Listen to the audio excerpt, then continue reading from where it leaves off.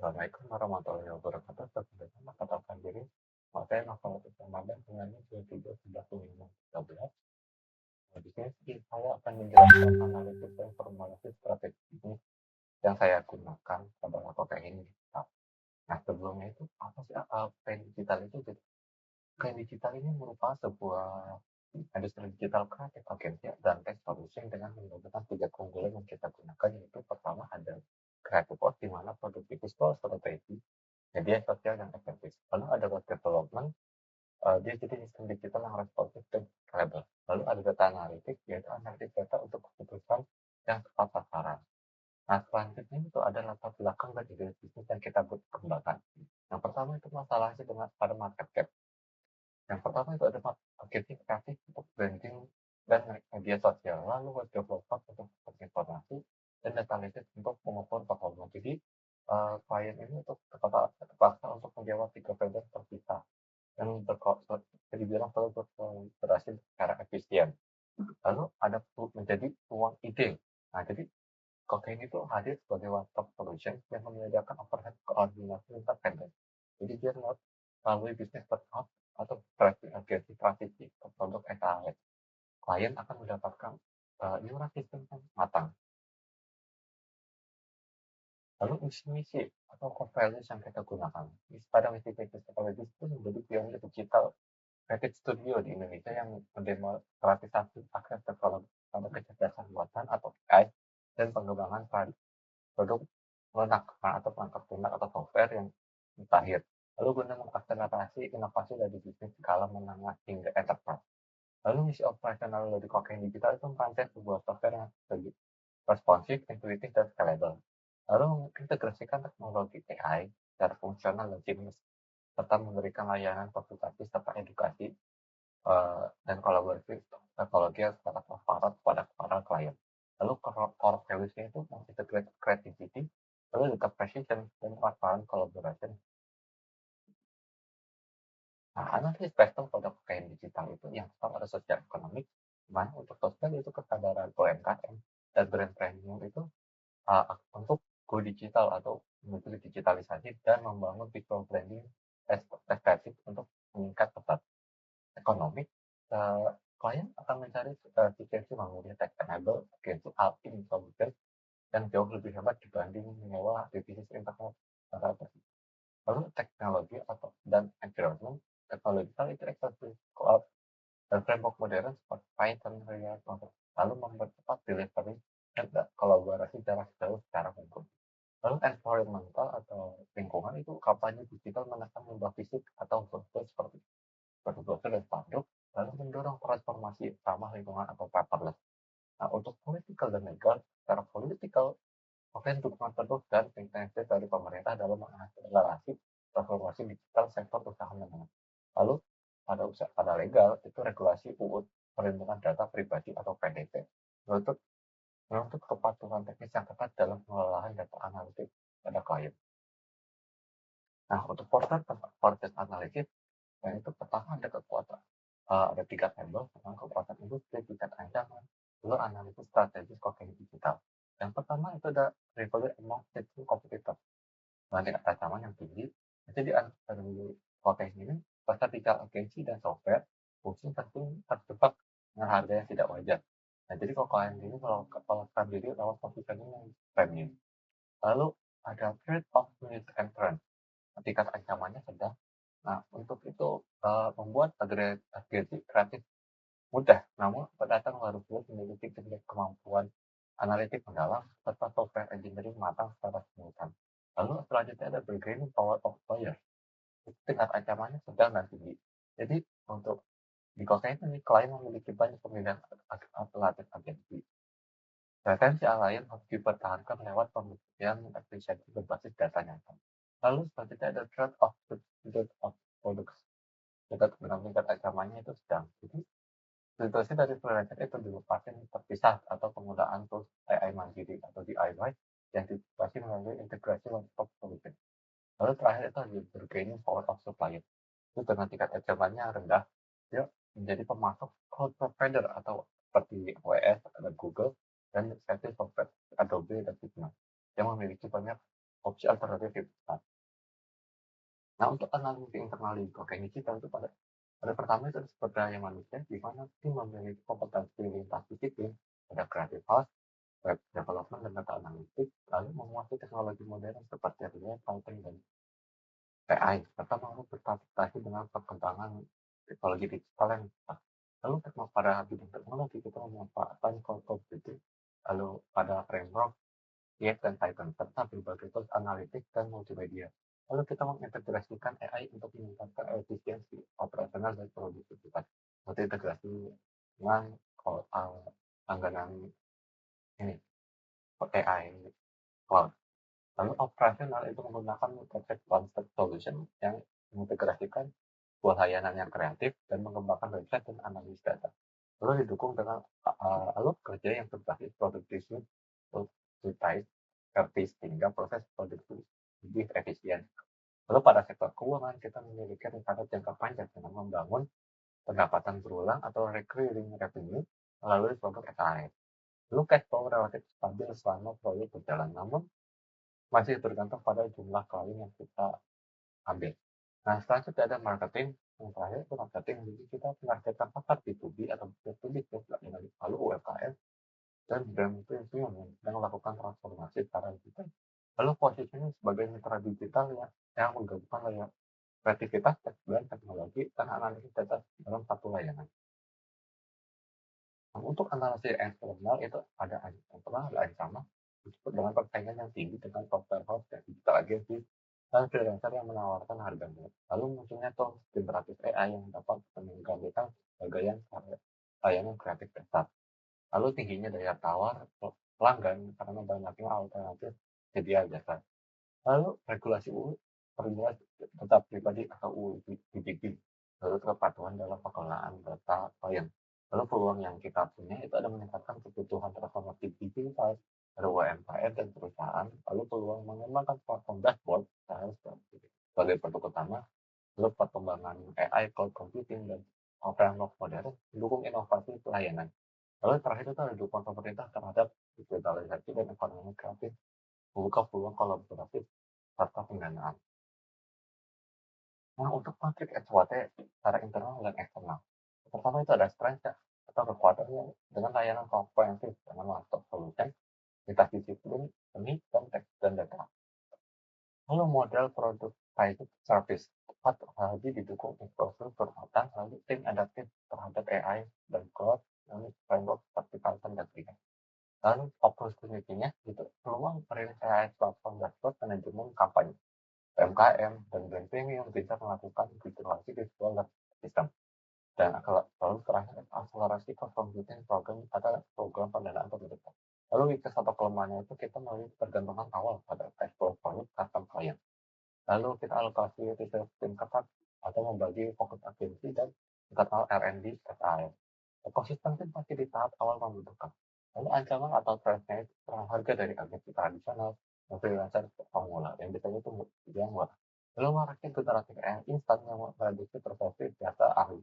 Lalu terakhir itu ada regulasi privacy data atau UDP yang tetap meningkat. Nah, untuk metrik IFE dan EFE kita itu ada pertama dari indikator IFE dan faktor internal one-stop solution itu memiliki bobot 0,2 dengan rating 4, lalu skornya itu 0,8. Lalu infrastruktur cloud dan produktivitas di situ kita memiliki bobot 0,5, 15 dengan rating 4, lalu skornya itu 0,60. Lalu adaptasi tingkat tinggi terhadap AI dan teknologi modern dengan bobot 0,15, rating ringnya 4, skornya 0,0. Ketergantungan pada proyek klien itu bobotnya 0,2 dengan rating 2 dengan skor 0,4. Pengembangan SAS yang masih lambat dengan bobot 0,15, rating 2 dan skor 0,3. Lalu keterbatasan resource team dengan bobot 0,15, rating 2 dan skor 0,30 dengan total itu bobotnya dan skornya itu 3. Nah, untuk matriks IFE yang kita miliki itu faktor internalnya pertama peningkatan kebutuhan transformasi digital UMKM dengan bobot 0,25, rating 4, skor 1. Lalu peluang pengembangan produk SaaS dengan bobot 0,20, rating 4, skor 0,8. Perkembangan cloud AI itu bobotnya 0,15 dengan rating dengan skor 0,45 dengan harga urgensi privilege 0,2 dengan rating 2 dan skor yang kita miliki itu 0,4. Mencapai generatif AI itu dia kita memiliki bobot 0,1 dengan rating 3, skor 0,3. Lalu regulasi UPTV dengan 0,1, ratingnya 3, dan skornya 0,3 dengan cara akumulasi itu bobotnya tuh 1 dan skornya 3,25 pada kasus CFP. Nah, jadi ini menunjukkan bahwa token digital itu berada pada posisi yang kuat dari sisi untuk melakukan eksternal. Dengan kondisi ini, jadi menerapkan strategi diferensial fokus melalui penguatan layanan atau solution tetap pengembangan topik saya sebagai sumber pertumbuhan pada jangka panjang. Ini untuk strategi SPO tadi ini pertama ada strategi SO atau agresif. Di SO1 itu pemasaran agresif faktor solution kepada UMKM yang melakukan strategi digital. Lalu SO2 selaras ke platform size teknologi manfaat terbaik digital. Lalu strategi XP atau bertahan dengan XP untuk positioning premium sebagai diferensiator untuk menghindari perang harga. Lalu SD itu mengintegrasi AI sebagai alat bantu keamanan. Strategi WO atau penggunaan WO1 itu bertahap dari model jasa strategi ke produk digital berskala. Lalu WO2 itu rekrutmen talent development, respon melalui kolaborasi cloud modern untuk mengatasi keterbatasan SDM. Lalu strategi BP atau bertahan sementara itu isi uang dengan multi-strategi portfolio klien agar tidak bergantung pada satu segmen. Lalu strategi itu otomatis internal workflow dengan AI untuk menekan keterbatasan alokasi resource. Strategi generik dan differential fokus itu mengapa harus fokus pada diferensiasi? Jadi kok kayak ini secara padahal itu kita menghindari strategi cost leadership karena perang harga di level bawah itu sangat sengit dan juga dapat menggerus margin tanpa keunggulan berkelanjutan. Jadi dengan target ceruk pasar fokus pada klien B2B, UMKM berkembang dan brand training membutuhkan posisi dengan kualitas yang tinggi. Lalu 3 kompetensi selaras seperti kita bahas di sebelumnya itu kreatif, dan data analitik dalam satu alur yang tepat. Nah, lalu unsolved matter. Ini kita pada fokus pada market penetration mana lini bisnis inti itu atau bisa efektif itu dengan menjual layanan yang ada. Yang 3 tadi, seperti house, development, dan data analisis pada pasar yang ada di UMKM dan premium. Dengan pemasaran agresif, one-stop solution SO1 dan pembuatan posisi minat premium. Lalu ada produk development di mana inovasi atau SAS di masa depan menggunakan berupa platform dashboard manajemen kampanye data untuk datanya berbasis pelanggan B2B atau B2B dari yang sudah dilayani sebelumnya dengan transisi terarah dari agensi berbasis proyek atau customer. Nah, Blue Ocean Strategy atau leadership framework yang kita miliki itu ada pertama Blue Ocean versus Red Ocean, di mana Red Ocean adalah persaingan lama, Blue Ocean adalah strategi marketing digital. Yang pertama itu pada Blue Ocean itu bersaing dengan banyak digital agensi dan software house. Lalu Blue Ocean itu tolak strategi marketing digital itu dengan menciptakan layanan integrated growth service yang menggabungkan 3 hal tadi. Creative Output Global dan analitik dalam satu platform. Lalu Ocean selanjutnya itu persaingan didominasi peran harga dengan freelancer dan agensi tradisional. Ocean yaitu fokus pada nilai tambah melalui layanan premium yang berbasis jasa dengan bersaing pada harga.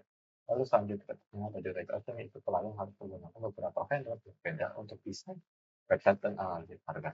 Lalu Blue Ocean itu seluruh kebutuhan digital kalau ditangani melalui one-stop solution.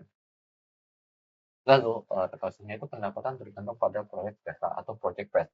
Blue Ocean itu bertransisi menuju produk AS dashboard manajemen kampanye data dengan model recurring revenue. Lalu Red Ocean terakhir itu layanan bersifat terpisah dan kurang terintegrasi. Lalu Blue Ocean itu dengan menyediakan dashboard terintegrasi yang menampilkan performa media sosial dan analisis data bisnis secara real time. Kalau tujuan dan KPI utama dengan tujuan strategis dalam 3 tahun, lalu indikator keberhasilan atau KPI. Lalu tabel selanjutnya itu keterangan dan logika. Jadi tujuan strategis yang pertama itu inovasi produk mandiri dengan indikator keberhasilan merilis minimal 3 produk yang SAS berbasis AI atau dashboard analisis atau full otomatis yang menghasilkan recurring revenue. Dan keterangan dan logika itu mendorong skalabilitas agar tidak bergantung murni pada jam kerja manusia. Lalu Tujuannya pelatihan selanjutnya itu pertumbuhan klien di bisnis to bisnis.